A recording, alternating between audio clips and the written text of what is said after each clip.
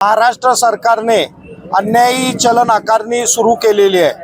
ते जरी सांगत असलं की केंद्र सरकारचा कायदा आहे, तरी देखील बऱ्याचशा राज्यांच्या मध्ये अजून देखील पश्चिम बंगाल असेल, कर्नाटक असेल, हिमाचल प्रदेश असेल, मिझोराम असेल, या राज्यांच्या मध्ये अजून देखील ही चलनाची आकारणी केली जात नाही। याला आमचा विरोध एवढ्यासाठी आहे की घाट सेक्शन मध्ये 40 स्पीड दिलेला आहे आणि त्याला दंड जवळपास 2000 रुपये आहे। त्याच्यामुळे 2 ते 4000 रुपये त्याच्यावरती दंड आहे। त्याच्यामुळे या अन्यायी दंडाच्या विरोधात आम्ही दंड थोपटलेले आहे। गेले 6 महिने आम्ही आंदोलन करतोय, पण या सरकारला कुठलीही दयामाया येत नाही आणि हे सरकार सातत्याने ई चलन चालूच ठेवलेलं आहे।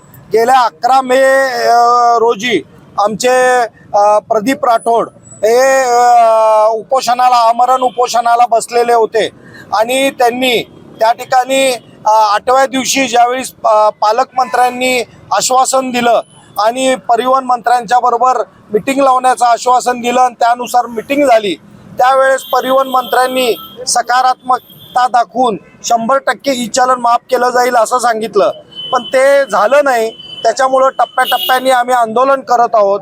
परिवहन आयुक्तांच्याकडे मीटिंग झाली, त्या मीटिंगमध्ये परिवहन आयुक्तांनी 50% अभय योजना जाहीर केलं आणि तो प्रस्ताव पाठवल्याचं, सेक्रेटरींना पाठवल्याचं आम्हाला सांगितलेलं आहे, पण आम्हाला 50%चा दंडमाफी बिलकुल मान्य नाही।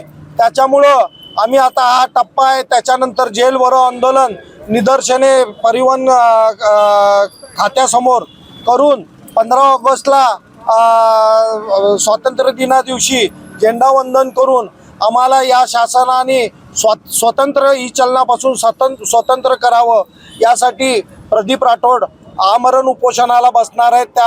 आम्ही सर्व साखळी उपोषणाला त्यांना पाठिंबा देण्यासाठी परिवहन RTO कार्यालयासमोर बसणार आहोत।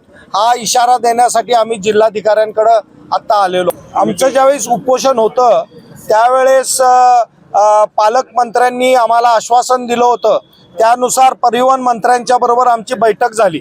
त्या बैठकीमध्ये परिवहन मंत्र्यांनी आम्हाला आश्वासन दिलेलं होतं, पालकमंत्र्यांच्या समोर आश्वासन दिलेलं होतं की 100% ई चलन दंड माफ केला जाईल, परंतु ते आश्वासन त्यांनी पाळलं नाही।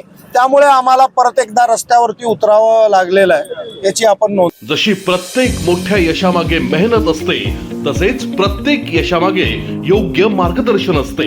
आम्ही JEE, नीट आणि MHT CET च्या यशाने उज्ज्वल भविष्याचा पाया घालतो। अभिनव सायन्स अकॅडमी, अचूक मार्गदर्शन घ्या, उद्याचा इतिहास घडवा।